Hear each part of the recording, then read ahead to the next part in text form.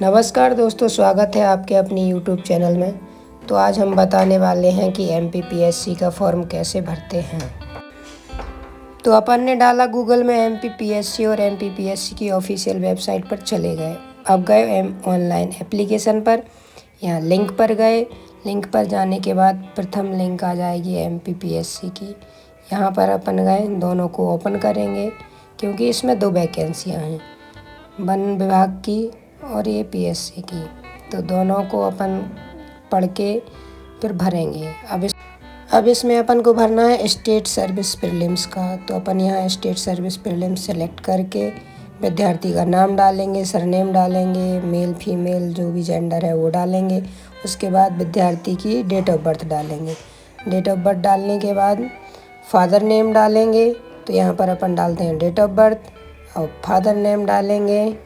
तो यहाँ पर अपन ने फिल कर दिया है फादर नेम। उसके बाद डालेंगे मदर नेम, तो मदर नेम फिल कर दिया है।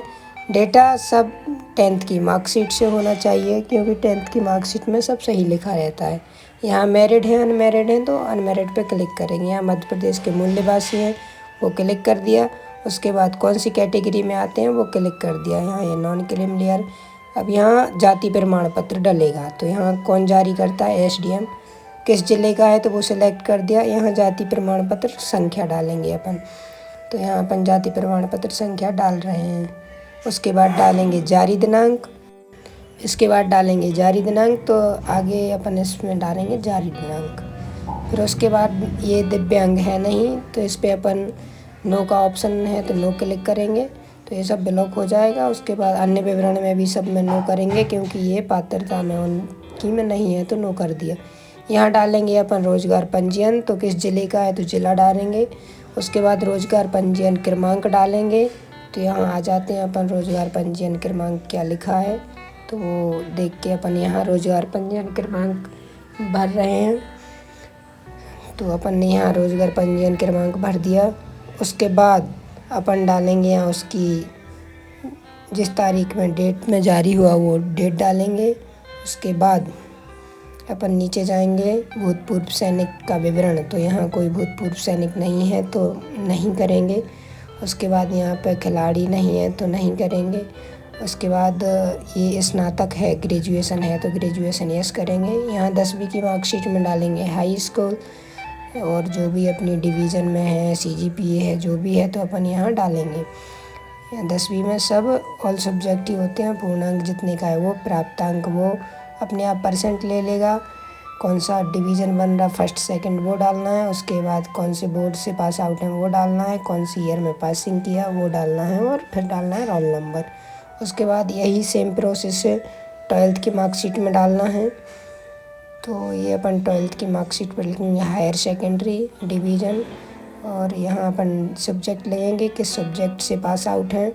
तो ये है आर्ट्स से, तो अपन ने आर्ट्स लिख दिया। पूर्णांक डालेंगे 500, जितने प्राप्तांक है वो डालेंगे।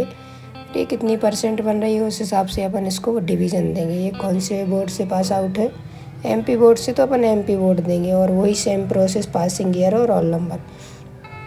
उसके बाद रहेंगे अपना ग्रेजुएशन कैसे किया और कौन सा ग्रेजुएशन किया वो अपन इसमें डालेंगे। तो इन्हें किया है BA तो BA डालेंगे अपन। उसके बाद डिवीज़न, उसके बाद डालेंगे कौन से सब्जेक्ट से किया है, तो इन्हें किया है पॉलिटिकल साइंस से तो अपन पॉलिटिकल साइंस डालेंगे।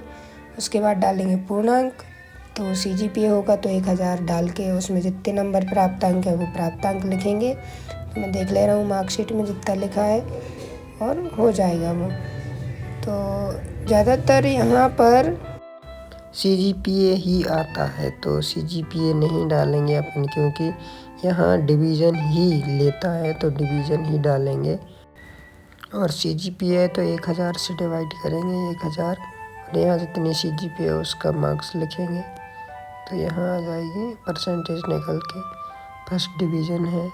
उसके बाद कौन सी यूनिवर्सिटी से तो वो यूनिवर्सिटी, पासिंग ईयर और रोल नंबर।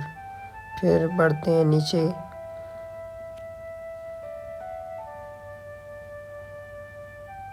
तो यहाँ नो करेंगे। उसके बाद बैंक का विवरण देंगे, तो बैंक का नाम, और तो यहाँ अपन कौन सा बैंक है ये चेक कर लेते हैं।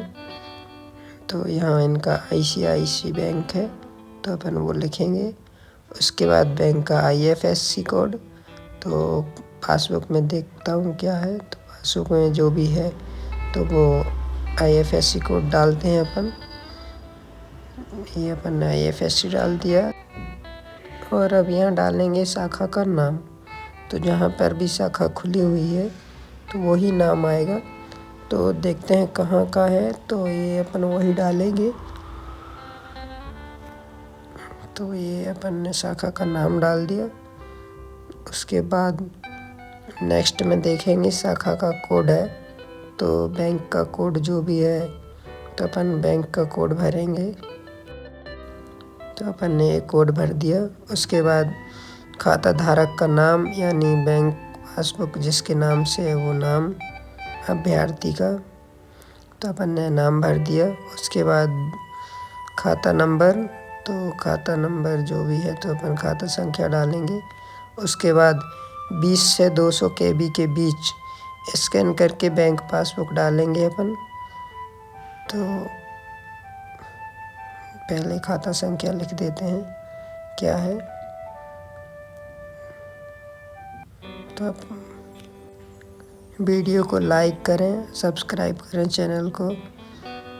तो ये अपन ने स्कैन करके पहले से रखा था, अपन स्कैन डाल दिया अपन ने यहाँ पे।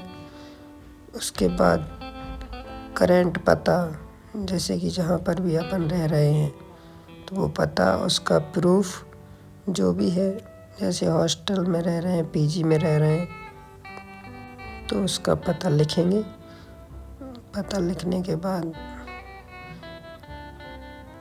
ये राज्य सेलेक्ट करेंगे, उसके बाद ज़िला, उसके बाद उसका पिन कोड जो करंट में रह रहे हैं वहाँ, और ये स्टूडेंट का परमानेंट एड्रेस और वर्तमान पता एक ही है तो अपन ने यहाँ सेलेक्ट कर दिया। उसके बाद फ़ोटो लगाएंगे अपन अभ्यर्थी का, 20 KB से 200 होना चाहिए, तो अपन ने वो लगा दिया। उसके बाद अपन सिग्नेचर अपलोड करेंगे। सिग्नेचर भी 10 KB से 100 KB के बीच होना चाहिए। उसके बाद ये मोबाइल नंबर भरें और मेल ID भरें, और ध्यान से एक बार फॉर्म चेक कर लें कि सही भरा है कि नहीं।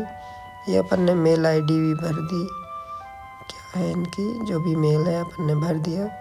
और घोषणा इंडिया नी डिक्लेरेशन पर क्लिक करें यहाँ पर नीचे मेल के, तो ये अपन ने कर दिया।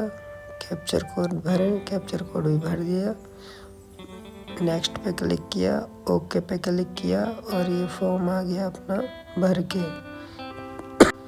फिर फॉर्म के साइड में दूसरी साइड लॉगिन करेंगे अपन MP ऑनलाइन। तो ये अपन ने अपनी MP ऑनलाइन लॉगिन करी। लॉगिन करने के बाद कैप्चर डाला और यहाँ साइड में ओपन छोड़ दो और अपनी वही साइड पे कंटिन्यू आ जाओ, और पेमेंट करेंगे तो डायरेक्ट अपना फिर MP ऑनलाइन से पेमेंट होगा। तो ये अपन पेमेंट फॉर प्रोसीड, तो ये डायरेक्ट अपना पेमेंट हो गया MP ऑनलाइन से। पासवर्ड पुष्टि करेंगे और ये भरा गया फॉर्म। प्लीज़ वीडियो को लाइक करें, चैनल को सब्सक्राइब करना ना भूलें। मिलते हैं अगली वीडियो में, जब तक के लिए जय हिंद, जय भारत।